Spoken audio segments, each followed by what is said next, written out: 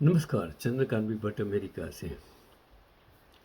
तकदीर का फसाना जाकर किसे सुनाऊं। ये जिंदगी की हालत भी ऐसी है। कहाँ से कहाँ ये आपका जन्म होता है और कहाँ आपकी मृत्यु होती है। इस बीच में आपका जीवन कहीं से कहीं बदल जाता है। सत्ता भी आती है, चली जाती है। आप आज वो रेमंड के, जिसने रेमंड बनाई, वो बुजुर्ग इंसान, जो ऐशो आराम से जीने वाला इंसान, उसकी मृत्यु हो गई। बेटे बेटे के नाम सब कुछ कर दिया, बेटे ने सब कुछ छीन लिया। ऐसी जीवन की कहानी हर मोड़ पर अलग अलग होती है। और शायद आज की पीढ़ी के लोगों को इस बात पर हैरानी हो सकती है कि शोमैन राज कपूर के साथ जो परम सुंदरी, मैंने फोटो देखा, का कत्ल हुआ और कितने साल बीत चुके हैं। मुंबई पुलिस इस मामले में अपनी तफ्तीश पूरी कर चुकी है।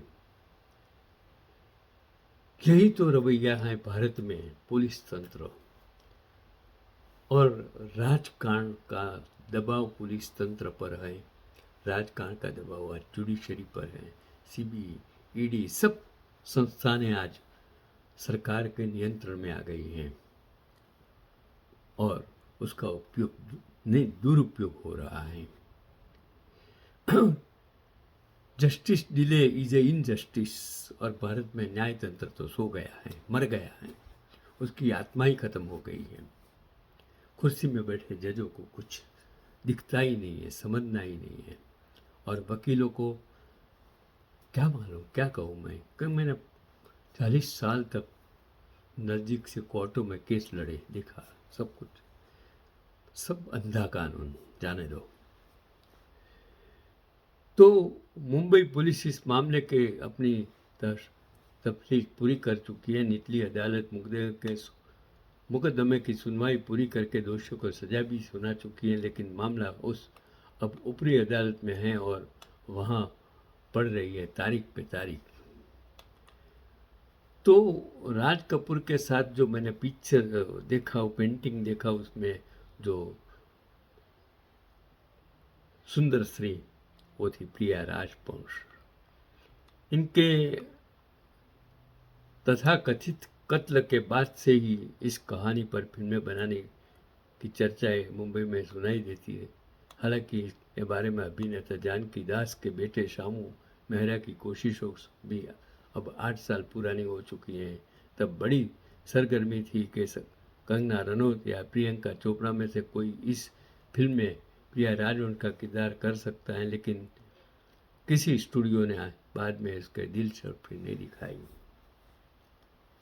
आप जानते हो, मैं ज़्यादा तो नहीं कहूँगा, लेकिन प्रियंका चोपड़ा तो अमेरिका में है और वो कंगना रनौत आपको इतिहास पढ़ाती हैं कि पहला बड़ा प्रधान सुभाष चंद्र बोस भारत का, क्या क्या वो संसद में बोलती है, जाने दो। मुझे उसमें पढ़ना नहीं है। कि जब पहली बार ये सामने आया कि उसने पूरी फिल्म इंडस्ट्री, कोई नहीं बल्कि देश दुनिया को हिलाकर रख दिया। अपने ज़माने की एक बेहद खूबसूरत हसीना अपने बंगले में बेजान पाई गई। पुलिस ने जांचा परखा तो मामला मर्डर का निकला। तफ्तीश हुई, मुकदमा चला, जिरह हुई और फिर हुई उम्र कैद।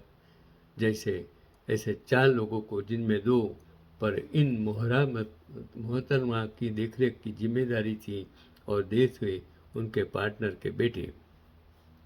हीर राजा, हंसते जख्म जैसी सुपर डुपर फिल्म की हीरोइन रही प्रिया राजवंश का करियर भले ही छोटा रहा हो, लेकिन उनकी जिंदगी बहुत उतार चढ़ाव से गुजरी। अंग्रेजों के जमाने में पैदा हुई, 10 साल की उम्र में बंटवारा झेलना पड़ा। जिस बंदे से मोहब्बत की, पूरी जिंदगी सिर्फ उसी की फिल्मों में काम किया, राजकुमार, बलराज सहानी, नवीन निश्चल, धर्मेंद्र, जैकी श्रॉफ जैसे सितारों की मौजूदगी को कैमरे के सामने बस अपनी एक अदा से फीका कर देने वाली प्रिया राजन की जिंदगी यूँ लगता है कि जैसे किसी जासूसी उपन्यास का किस्सा है। प्रिया राजवंश का जन्म पाकिस्तान के पंजाब प्रांत के झेलम में हुआ। घर वालों ने नाम रखा वीरा सुंदर सिंह। वीरा सुंदर सिंह, जैसा कि उस दौर का चलन था, हर डायरेक्टर अपने हीरो या हीरोइन को एक नया नाम देने को ही अपनी मठाधीशी का चमत्कार मानता था। तो वीरा सुंदर सिंह बन गई प्रिया राजवंश। नाम उनको ये दिया मशहूर निर्माता निर्देशक चेतनानंद ने, जिनका इन दिनों हिंदी फिल्मों में अलग ही रुतबा था। उनकी फिल्म नीचा नगर आज़ादी से साल भर पहले ही कान फिल्म फेस्टिवल का सबसे बड़ा पुरस्कार यानी पाम डियोर यानी सर्वश्रेष्ठ फिल्म का खिताब जीत चुकी थी। हीरोइन इस दिनों चेतनानंद के आगे पीछे मधुमक्खियों की तरह घूमती थी और वह फिदा हो गए अपनी प्रिया पर। नाम भी शायद उनको इसलिए पसंद आया कि प्रिया को भी सिनेमा में एक ढंग का मुकाम चाहिए था। अतीत तब तक उन्हें शारीरिक और मानसिक रूप से तबाह कर चुका था। वह बचपन से कलाकार बनना चाहती थी और जब चेतनानंद जैसा फिल्मकार उन पर रिझा तो उन्हें लगा कि अब जाकर किस्मत उनके दरवाजे पर पहुंची है। तो वीरा सुंदर सिंह के चेतनानंद तक पहुंचने का किस्सा भी काफ़ी फिल्मी है। और वीरा के पिता सुंदर सिंह जंगलों के बड़े अफसर थे। बंटवारा हुआ तो वह किसी तरह परिवार लेकर शिमला आ गए।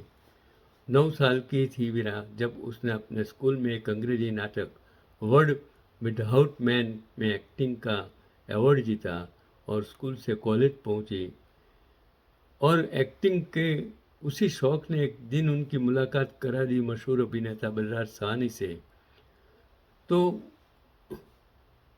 भार्गव म्यूनिसिपल कॉलेज का है। वीरा का नाटक देखने बलराज सहानी आए हुए थे। उनकी नज़र जब इस बेहद खूबसूरत और हुनरमंद अदाकारा पर पड़ी तो वो बहुत प्रभावित हुए। उन्होंने वीरा को royal academy of dramatic art यानी राणा लंदन में दाखिल देने की सलाह दी। इत्तेफाक से प्रिया के पिता संयुक्त राष्ट्र के असाइनमेंट पर लंदन में ही थे, तो वीरा की फिल्मी पढ़ाई भी वहीं शुरू हो गई। वीरा इतनी खूबसूरत थी कि हिंदुस्तान से जो भी प्रोड्यूसर डायरेक्टर लंदन जाता तो उसको मिलने जरूर जाता। और ऐसे ही एक प्रोड्यूसर रणवीर सिंह की नज़र वीरा पर पड़ी और उन्होंने फिल्म द लॉन्ग डुअल के लिए वीरा को साइन कर लिया, लेकिन फिल्म बन नहीं पाई। और वहाँ कहानी में एंट्री हुई handsome and famous director Chetan Anand की। अभिनेता देवानंद के भाई चेतनानंद अपनी नई फिल्म के लिए एक नई हीरोइन की तलाश थी। जब रणवीर सिंह ने उन्हें वीरा की तस्वीर दिखाई तो वह पहली नज़र में ही अपनी फिल्म और अपना दिल दोनों इस नई लड़की को दे बैठे। उन्होंने वीरा को अपनी फिल्म हकीकत के लिए साइन कर लिया और वीरा से प्रिया बनकर इस हसीना ने अपने फिल्मी करियर शुरू तो कर दिया, लेकिन जो भी हीरो उससे मिलता वह उससे शादी करने के लिए उत्सुक हो जाता। लेकिन प्रिया ने अपना पूरा ध्यान अपने कैरियर और अभिनय पर लगाया। उन्हें अपनी पहली फिल्म हकीकत में धर्मेंद्र और बलराज साहनी जैसे बड़े कलाकारों के साथ काम करने का मौका मिला। यह फिल्म बहुत बड़ी हिट साबित हुई। इस फिल्म की गिनती सर्वश्रेष्ठ वॉर फिल्मों में की जाती है। यहाँ से प्रिया का करियर परवान चढ़ना शुरू हुआ। चेतनानंद का प्रिया के साथ बहुत गहरा रिश्ता रहा। प्रिया ने अपनी सभी फिल्मों चेतनानंद के निर्देशन में ही की। चेतनानंद की भी तकरीबन सभी फिल्मों में प्रिया ने काम किया है। फिल्म हकीकत से शुरू हुआ सिलसिला हीर रांझा, हिंदुस्तान की कसम, हंसते जख्म, साहिब बहादुर और कुदरत से होता हुआ हाथों की लकीरें पर आकर ख़त्म हुआ। और इसके बाद प्रिया ने अपने फिल्मी करियर से अलविदा कर दिया। प्रिया राजवंश और चेतनानंद ने कभी शादी तो नहीं की, लेकिन इस रिश्ते की वजह से चेतनानंद अपनी पत्नी उमा आनंद से अलग हो गए थे। और चेतनानंद और प्रिया की उम्र में लगभग 20 साल का फासला था। ये दोनों साथ ही रहते थे। वर्ष 1997 में चेतनानंद के गुजर जाने के बाद प्रिया पूरी तरह टूट चुकी थी। 27 मार्च 2000 को चेतनानंद के जूबा वाले बंगले में प्रिया का शव पाया गया। मुंबई पुलिस के मुताबिक उनकी हत्या की गई थी और पुलिस ने उनकी हत्या के जुर्म में चेतनानंद के बेटे केतन और विवेकानंद को 2 नौकरों माला चौधरी और अशोक चिन्नास्वामी के साथ गिरफ्तार किया था और प्रिया की हत्या करने की वजह चेतनानंद की वसीयत बताई गई। प्रिया के लिखे नोट्स और पत्रों को अदालत में सबूत के तौर पर पेश किया गया। इसके बाद चारों दोषियों को उम्र कैद की सजा सुनाई गई। बाद में सभी हत्या अभियुक्तों को जमानत मिल गई और मामला फिर से वही का वही रह गया। यही जिंदगी की कहानी है। कभी इंसान को वही शख्सियत होने के कारण उसको मौत हो जाती है।